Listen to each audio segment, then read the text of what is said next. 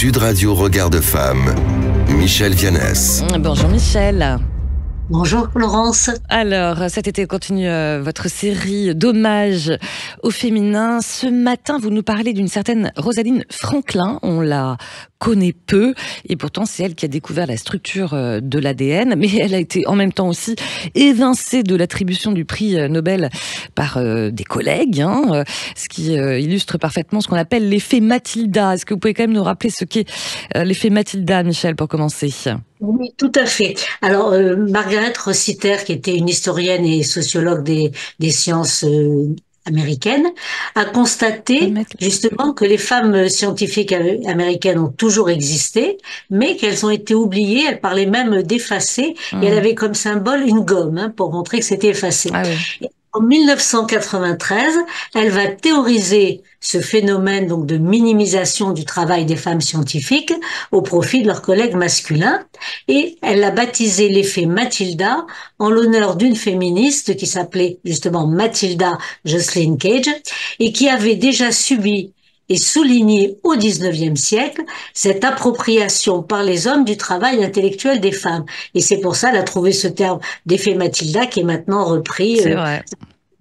Alors, il y en a eu beaucoup de femmes, forcément victimes de cet effet-là, et notamment de Rosalind Franklin, dont vous nous parlez. Qui est cette femme, Michel ?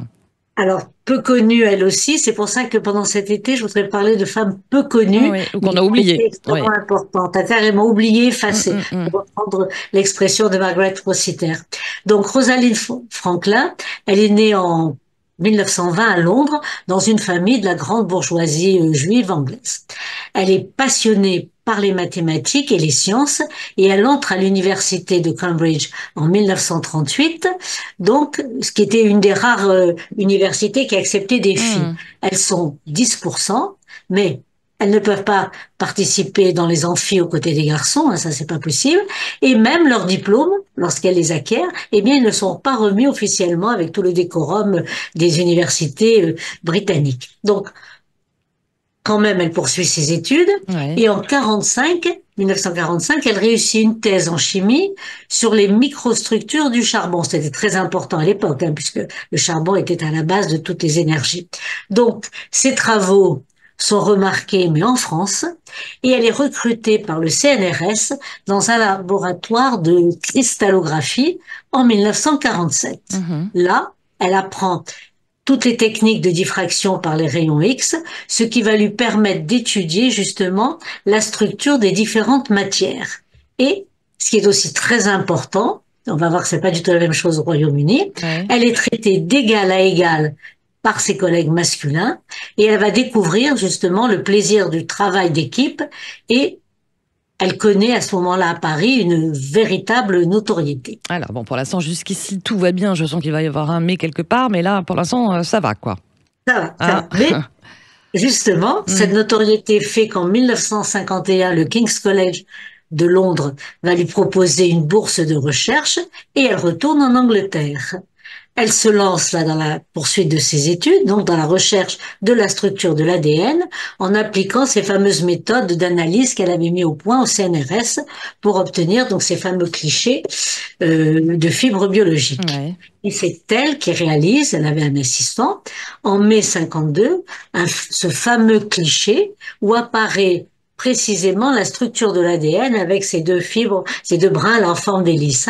Mais elle est très scrupuleuse, contrairement aux autres, et elle attend d'avoir des résultats plus précis pour publier un article.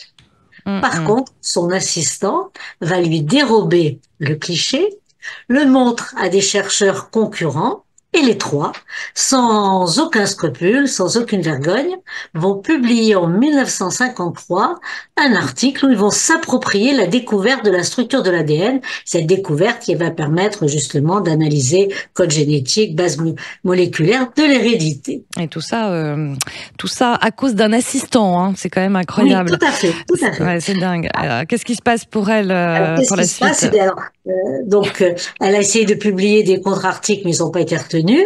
Et elle quitte le King's College pour une autre université où elle va poursuivre ses recherches sur la structure des virus et qui ont été très, très importantes pour trouver, en particulier, sur la poliomyélite et autres maladies.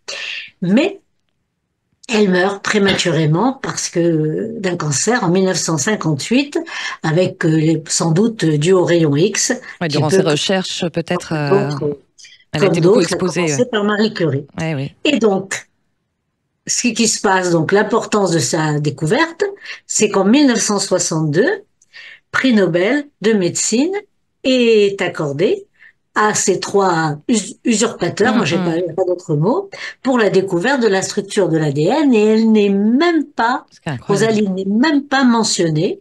Et donc cette spoliation a duré des années avant d'être reconnue.